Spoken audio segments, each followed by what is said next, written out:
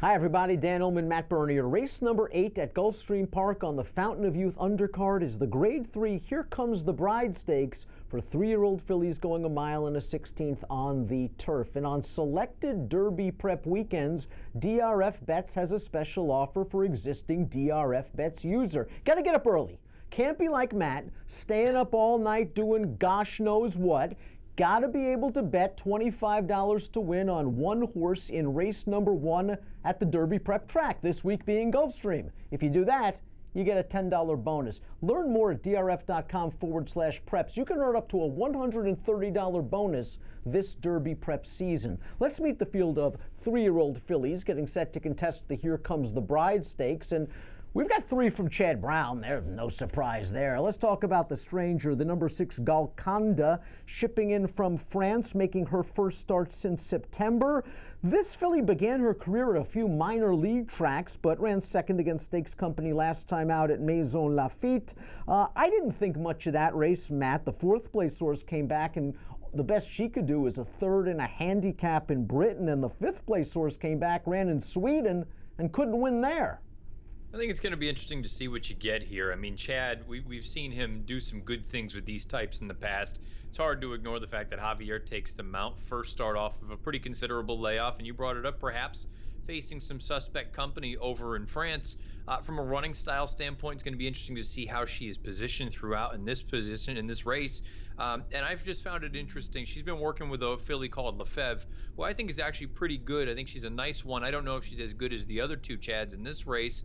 And it looked like Golconda had to kind of, needed a little bit of a reminder to keep up with Lefebvre there in the most recent workout. So I have to be honest, of the 3 Chads, she's the one that I'm probably least intrigued with. Having said that, I picked her 3rd. But she has run well on firm turf in the past, and she might get that at Gulfstream on Saturday. Chad also has the morning line favorite, the number 7, Cambier Park, a $1.25 million yearling purchase. So when you look at the pedigree, you understand why. By Super Stallion Medaglia d'Oro, the dam won 5 stakes races and was second in the Breeders' Cup Filly and Mare Turf. And Cambier Park's already a half to a Grade 3 stakes winner, a couple of Grade 3 stakes winners. So this horse has pedigree, and Timeform US is very kind with her, according to the pace projector. They've got Cambier Park on the lead in a situation that favors horses on or near the early lead. My one issue is she beat nothing last time out.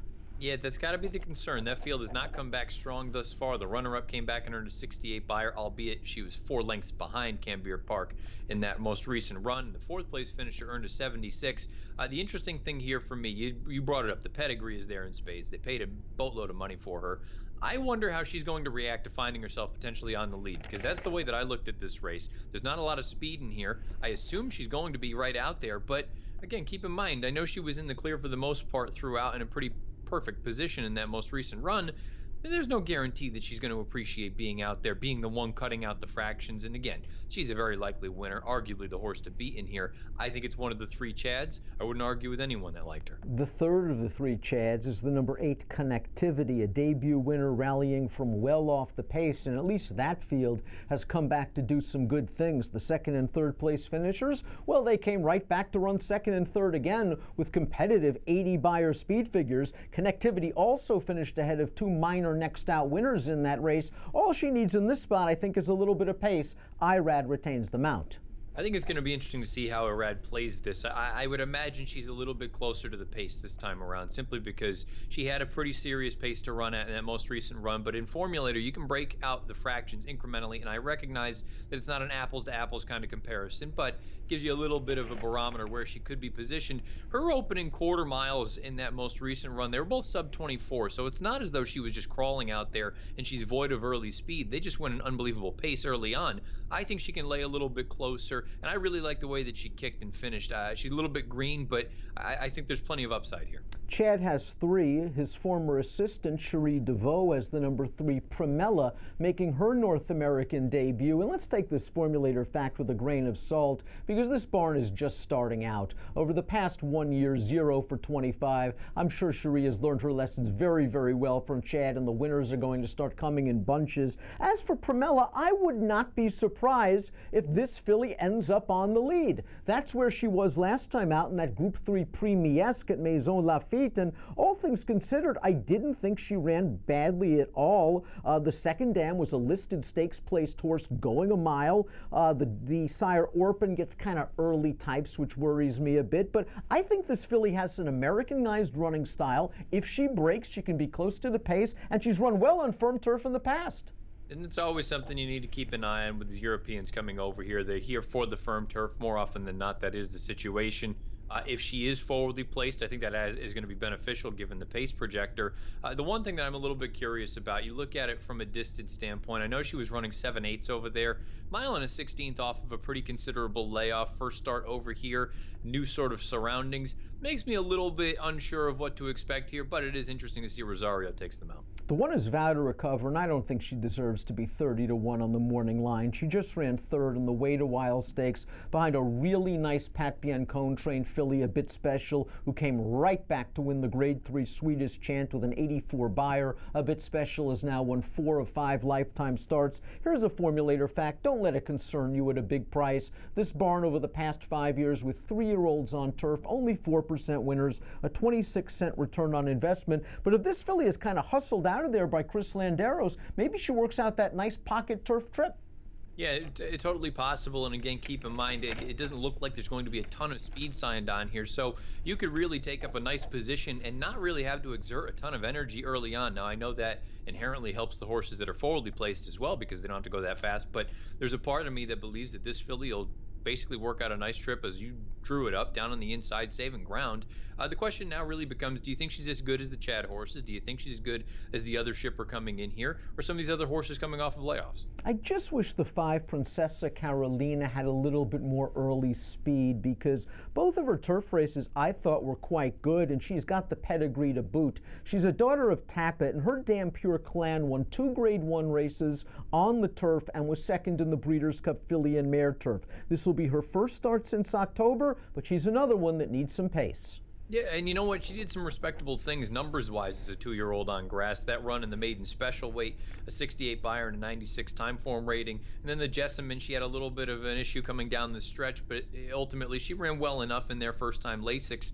If you just think there's that sort of natural progression from 2 to 3, and then also, again, keeping in mind that Rags to Riches, just draw a line through that because she is supposed to be a turf horse. She's interesting at a bigger number. My Gal Betty, the number 4, goes out for Roger Atfield. This filly was actually favored in the Grade 1 Natalma Stakes 2 starts back at Woodbine. She ran respectably that day, and then you could throw out the Breeders' Cup Juvenile Fillies turf. She caught a freaking newspaper of record, and she caught a very yielding turf course to boot. She's a half to a couple of nice horses. America, multiple stakes winner.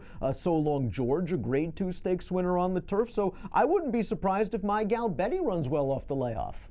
You know, my biggest concern with her, and I made a trip note coming out of that Natalma, she started drifting out on the wrong lead down the stretch. And I understand long stretch, 1-turn mile at Woodbine, perhaps that kind of contributed to it.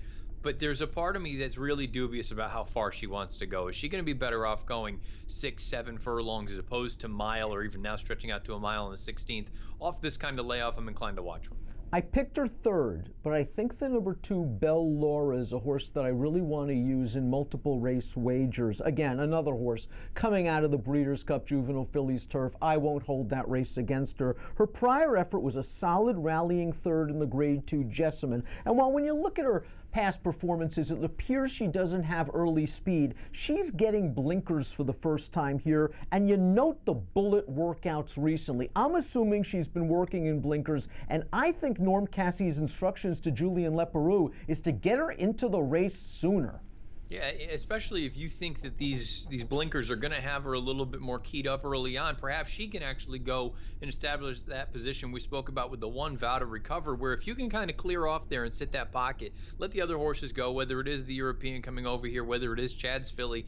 If you sit that pocket, I agree with you. I thought the kick that she showed in that Jessamine was quite strong. She was overmatched, and again, it's newspaper of record. I'm not going to hold that against her in that most recent run.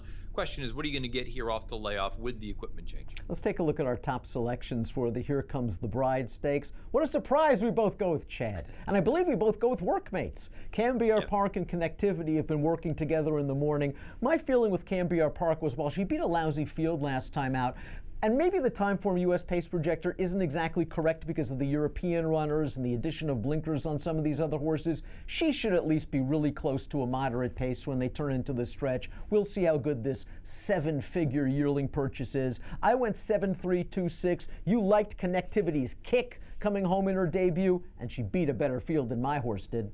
Yeah, and look, like you say, I mean, the pace is going to go a long way in this spot. But you brought up the fact that they've been working together. I like both of them on the turf, and they've also worked together on dirt. And I think at face value, when you look at Cambier Park, I think she looks better on dirt, but I think she's inclined to be better suited to run on dirt or work out on the main track as opposed to the grass. I just think Connectivity, if she can stay relatively close, I have faith in that late kick. I like everything about her, especially if you tell me you're going to get 3 or 4 to 1 on her. Give me numbers. 8-7-6-2. 7-3-2-6 for me in the Grade 3 Herecomesthebride Stakes, one of 9 graded races at Gulfstream on Saturday. And remember, if you get up early, you can get a first post bonus on the preps at Gulfstream. That means on a major prep day like Fountain of Youth Day, you bet $25 to win on one horse in race number 1, and you immediately get a $10 bonus.